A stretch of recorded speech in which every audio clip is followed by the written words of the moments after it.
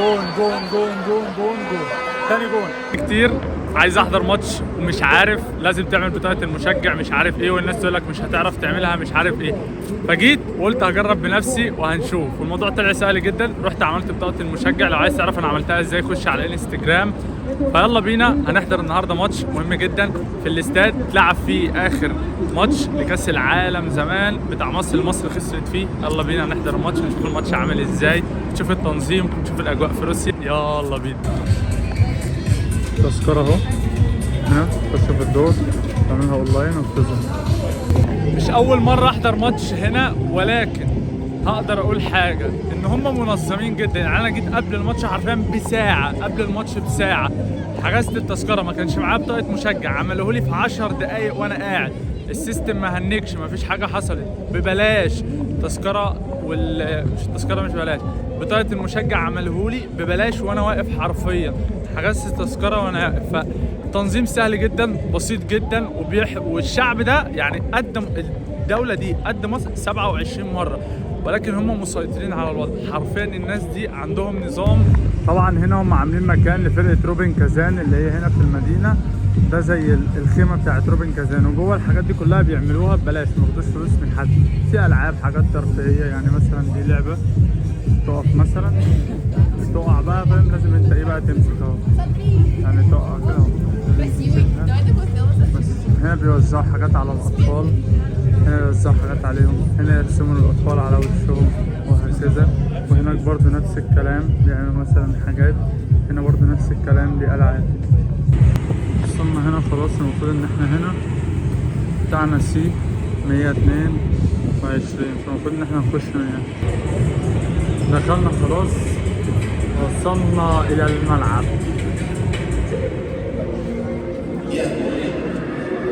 لازم تخش طبعا بالأرقام، كل حاجة تنظيم.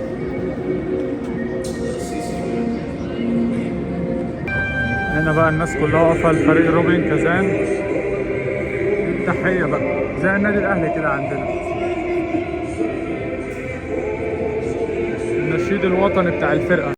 عندهم التقديس للفرق بتاعتهم، دي حاجة عاملة زي الديانة. لازم نشجع بروح، نقول النشيد، نعمل كل حاجة حرفيا. الناس دي بيدونا دروس في اللعيبة ابتدوا ينزلوا في الملعب، الناس كلها واقفة بنظام وهكذا. احنا قاعدين هنا اهو، على طول ننط ننزل على الملعب، ولكن طبعا المنظمين موجودين في كل حتة، لازم منظمين، ولازم انت تقعد بنظام.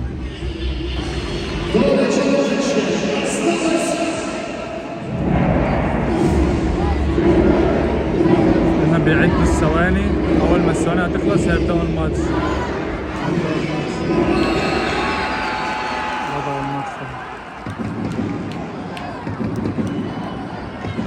ده فريق الالتراس بتاع روبن، ده فريق الالتراس ده الالتراس.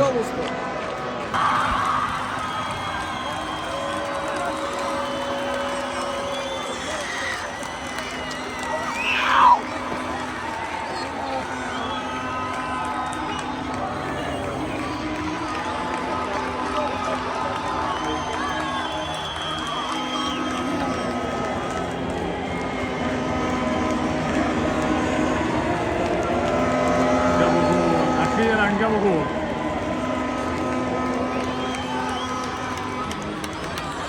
خلصنا الاستراحة ما بين الشوطين، ودلوقتي رايحين عشان نشرب حاجة سخنة. وزي ما احنا شفنا جابوا جون حرفيا، جابوا جون، يعني كل شوية شغالين يضيعوا الكورة وجابوا جون. هنشوف بينا، يلا بينا هنعمل ايه. جايين بقى نشرب ايه حاجة، او نشوف احنا هناكل ايه.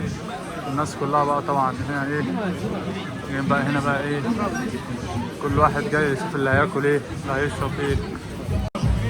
عايزين نجيب حاجة ناكلها، هنجيب شاورما. الشاورما دي حلال، الناس اللي شغالة هنا مسلمين، فيلا هنجيبها ونشوف بقى طعمهم بقى حلو ومش حلو. احنا هنجرب كده كده وعلى الله. الشاورما ب300 والشاي ب50.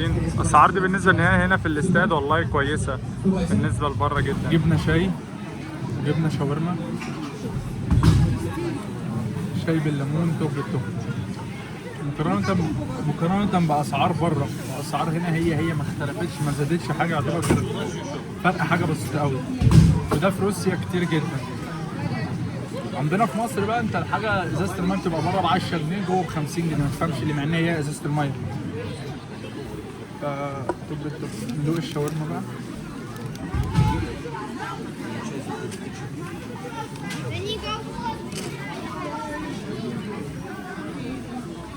شاورما توب والله. هنا عاملين منطقة بلاي ستيشن 5 للمشجعين ببلاش، اقسم بالله ببلاش، محدش حرفيا بيدفع فلوس، متخيلين؟ فكل ده اصلا حرفيا فور فري، حاجات كده. هنا اصلا دي بقى المنطقة كلها دي مثلا حاجات بتاعت الميديا، ولكن دي طبعا بتشتريها ايه؟ بتشتريها بفلوس. لو واحد مثلا عايز يشتري تيشيرت، عايز يشتري مثلا اي حاجة، فكل ده طبعا هو بيشتريه طبعا بيبقى بفلوس، طبعا ده شيء اساسي. حمامات بقى عندهم يعني حاجة فخمة يعني. هنا اللي بيعملوا فيها اسمه ايه ده. هنا بقى الحمامات، هنا ذو احتياجات خاصة، هنا حمام عادي. الناس دي في حتة 15 والله خالص. خلصنا ما بين الشوطين وايه بقى نازلين. احلى حاجة هنا ان الناس دي منظمة، يعني ايه؟ يعني عندهم النظام عالي، يعني ما ينفعش مثلا تقعد في مكان مش مكانك، لا لازم تقعد في كل حته. بصراحه ليه؟ الشاي بقى ده في حته 15 خالص، تشرب شاي بالليمون، الجماعه دول جامد فشخ. اهم حاجه عندهم النظام. الحكم حسب ضربة جزاء، الحكم حسب ضربة جزاء. هنشوف ضربة الجزاء كيف الحال. يا رب يا كريم، يا رب يا رب يا عالي، انصر الاهلي الغالي. الجماهير طبعا بتعمل مشاكل، مش عايزه الفرقه اللي لابسه ابيض تجيب جون.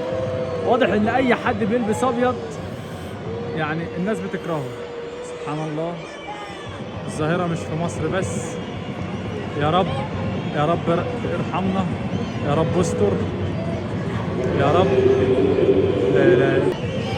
ضربة جزاء للفريق اللي لابس ابيض اسمه اخامات.